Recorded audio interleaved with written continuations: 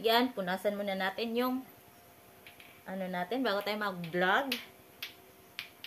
Sobrang oily yung ano ko, yung mukha ko ngayon.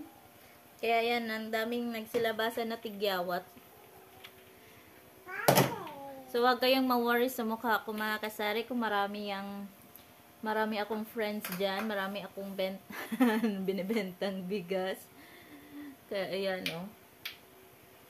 Talagang, ano na yan sila, na talagang gusto nilang tumira sa mukha ko.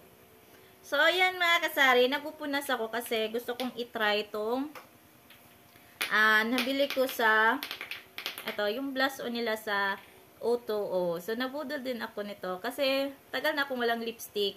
So, every time na magbablog ako, talagang sobrang pale ng lips ko. So, gusto kong itry itong shade na to. Yung shade na to is Shy Man yata to. Yeah, number 3. Glow Color Bounce Blush. Actually, pang blush on yata to, pero pwede siya sa lips. So, try natin sa lips. Parang gusto ko siya, gusto ko yung shade niya.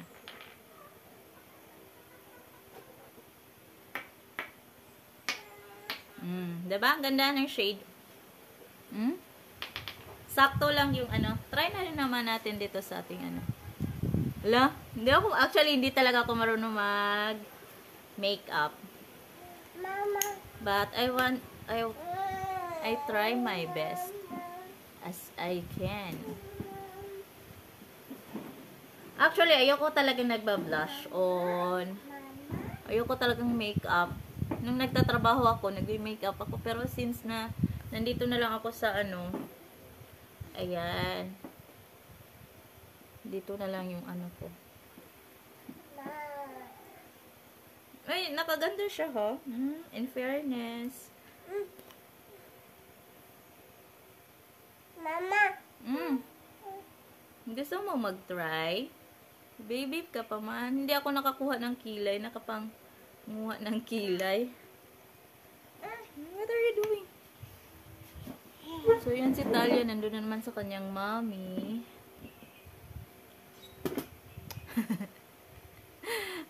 So, ayan. Legit na hindi ako marunong mag-makeup. Pero actually, nagme-makeup naman talaga ako before. Hindi lang ganun ka yung ano ngayon. Kasi wala akong alaga sa sarili ko ngayon. Tingnan nyo naman yung kilay ko dyan. Sobrang kalat na. Pero ayan, nagustuhan ko yung shade ng O2O Blush. Ito, nagustuhan ko yung shade nito. At least hindi na tayo maputla. So, hello everyone! Welcome back po sa ating channel, Chika Mom Vlogs. Sa mga hindi pa po nakakilala sa akin, hello po, ako si Ma'am Shiti ng inyong kanegosyo idea. At of course, ang inyong tendera at vlogger ng Davao City. Shout out everyone, lalo na sa mga Bisaya, Davao del Norte na nakapanood sa aking vlog. Thank you so much for watching.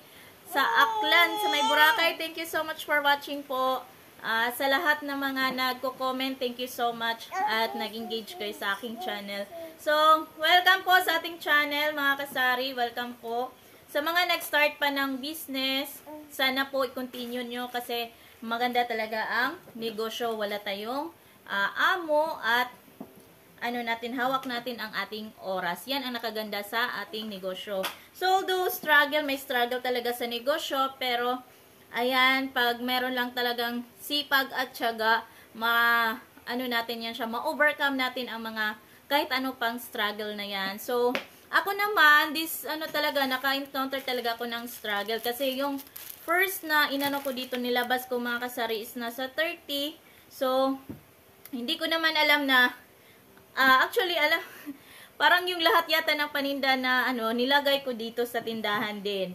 Pero, hindi siya mga kasari, hindi siya nabebenta yun lahat. Kaya losses ko na yun, yung mga gano'n na kaya hindi ko pa nababawi yung mga nilagay ko dito sa aking tindahan. But thankful kasi nagsusurvive yung tindahan natin at alam na natin kung ano lang yung mga nabibenta sa ating tindahan, ano lang yung hinahanap ni customer. Kaya ayan mga kasari, lesson learned talaga mga kasari. Pag once na mag-start tayo ng business, hinay-hinay lang sa pamimili yung mga basic lang muna, tapos lista lang din talaga kapag may hinahanap si customer. So, kung alam naman natin na kailangan yan sa ating community, yung mga bumibili sa'yo, maglagay na tayo ng items na yan para na pag may hinanap si customer, meron tayong maibigay kay customer. So, yan mga kasari, ang ano talaga sa sari-sari store kasi yan talaga ang business. Dadaan tayo sa mga ganong bagay. So, yan mga kasari, ang gusto kong i-share sa inyo naman mga kasari is yung since nag-start na ako ng about sa negosyo idea, about sa cooking, kasi HRM graduate din naman ako mga kasari. So, I have a lot of ideas sa mga luto-luto kasi since elementary, nagluluto na talaga yung nanay ko at nakuha namin yon. So, ayan mga kasari, hindi pa muna ako makapag-share sa inyo kasi nandito ako sa tindahan at gusto kong i-share next time yung paggawa ng bukayo. Kasi ano talaga yan ng mama ko, yung paggawa ng bukayo, yung buko. Kaya yan ang gusto kong i-share sa inyo next time. So, gusto kong magbenta ulit ng ganun. And then, gusto kong i-share, of course, i-share sa inyo yung pagluluto ko ng egg sandwich, yung mga burger.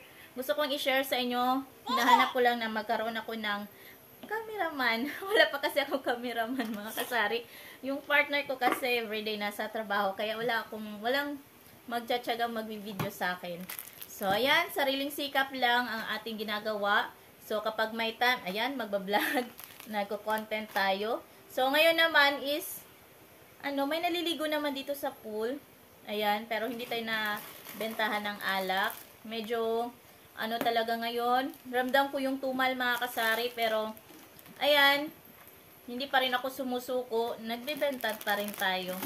So, kapag ganito, ramdam ko yung tumal mga kasari, ginagawa ko, pumupunta ako dun sa ate ko at tumutulong ako sa kanyang sa kanyang home store. Kasi ang dami ngayong delivery sa home store mga kasari. Sila ngayon, may delivery si Soy Sing. And, ayan, malapit na yung Soy Sing Day mga kasari. So, sino ba yan ang member ng Soy Sing? Malapit na May 5 yung Soy Sing Day. So, ang dami siguro mga freebies niyan about sa photo booth at sa mga booth, not photo booth. But sa mga every booth yata, may mga freebies yata yan siya mga kasari. Maganda yan siya. So, ang isa man ni kapatid, ni Sister Rose, yung nanay ko, yun ang isasama niya sa Maynila, sa World Trade Center sila ng kanilang event. So, ayan. Good luck sa inyong lahat, mga kaswising. And, of course, sa ating mga kasari, sana po yung mga struggle natin sa business, ma-survive natin, ma-cope up natin yung mga losses natin. Hoping na kahit ganun pa naman, maramdam natin yung tumal, still survive pa rin tayo. Hanap tayo ng paraan. Ang daming paraan na pwede natin gawin para ma-cope up natin yung mga losses natin. Kasi ang mga losses, minsan yung kapatid ko, ang dami ding losses. Lalo na kapag nalimutan niya kasi sa Soy Sing talaga mga kasari, kapag malapit ng expiration, tumatawag na yan sila sa kapatid ko para ma-return yung items na may mga malapit na ma-expire. Kasi yan, pinapalitan yan nila. Parang 30% yata yung And then, ayun, minsan talaga sa sobrang busy, nakalimutan yung ibang items na pa-expired na pala. So, ayan, minsan may losses talaga. So, kasama na yan siya sa magiging expense mo sa sales report mo yan. So, yan mga kasari, ang ko lang dyan, kapag may mga losses, kailangan talaga natin bumawi. So, kung medyo meron talagang alam natin na pwede pa tayong yan kasi ang tinatawag na multitasking. So, hindi lang pwede na mag-depend lang tayo sa isang income. So, dapat meron pa tayong ibang alternative na mga income. So, yan mga kasari. Ako naman, gumagawa na ako ng mga pastillas. So, sa mga nakakita nyo sa ginawa kong pastillas, although hindi ganun ang video ko, pero, ayan, madali lang naman Madali lang naman yung gawin. Tsaka, wag nyo kalimutan maglagay ng butter. Nakakatulong talaga yung butter. At tsaka, maganda siya, ilagay siya sa refrigerator yung candies, yung mga pastillas na may malus. Gustong-gusto talaga ng mga bata yun, mabenta siya. So, pwede niyo yan siya i-pack, lagyan nyo ng label, and then, produce sa mga ibang tindahan. Yung mga maliliit na tindahan, pwede nyo siya i-benta doon. Tapos, bigyan nyo din siya ng isang pack o 2 pack. At least, meron na siyang kita ng ganun kapag kukuha siya sa inyo. So, magandang idea kapag tayo mismo yung gagawa at ibebenta natin sa iba din nating kapwa tindera. Kasi yun ang ginagawa ko. So, yung mga pulburon, yun, ginagawa ko yan siya. So, sa ngayon, ayan, kita nyo naman, kahit nagbablog ako, ayan, oh, busy-busy yung bulilit ko, oh. So, ayan mga kasari. So, bago bili tayo ng Tanduay Select, kasi naubos na yung Tanduay Select natin. Actually, meron pang 4, yan. May 4 pa, so, pero nagpabili na ako. Kasi kumita ako last Saturday na almost 3,000, basta something more, hindi man siya umabot ng 4,000, pero nasa 3K, kaya yun, since may kinukuha ako na minsan ng mga items, pag nagkulang ako dito, bigla lang ako pupunta sa home store, kaya, ayan, binayad ko na naman agad. So, yan lang ang kalakaran. Kapag busy talaga mga kasari, tapos wala akong stock, so hindi na ako nag-stock dito ng madami. Kasi nga, yung mga tao dito, hindi naman siya ganun ka, kung may tao lang, ayan, mag-grocery ka na talaga. Punuin mo na yung tindahan mo. At kung wala naman, wag ka munang mag-grocery. So, para hindi ma-stock yung items mo. So, pwede mo siyang i-invest sa ibang bagay. Kung ano yung pwede mong ibenta. Kung, kunyari, like sa burger or mga egg sandwich, yun ang inaano ko sa inyo. Pwede mo siyang i-invest doon. At least kikita ka.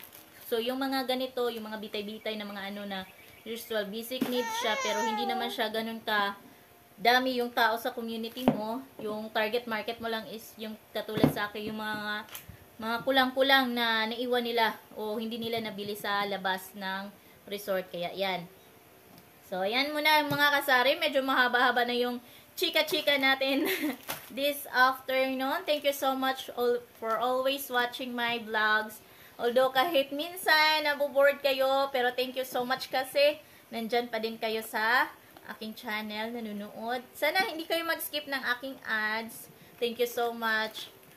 So, ayan, mag-thank you ka, Brina. Naguha na po ng biskwit. So, ayan, mag-thank you ka. Bye-bye. Bye. Bye. Na thank you. Bye. Say thank you. Ano na siya, giigang. So, ayan lang muna mga kasari. Thank you so much for watching. God bless everyone and happy selling po.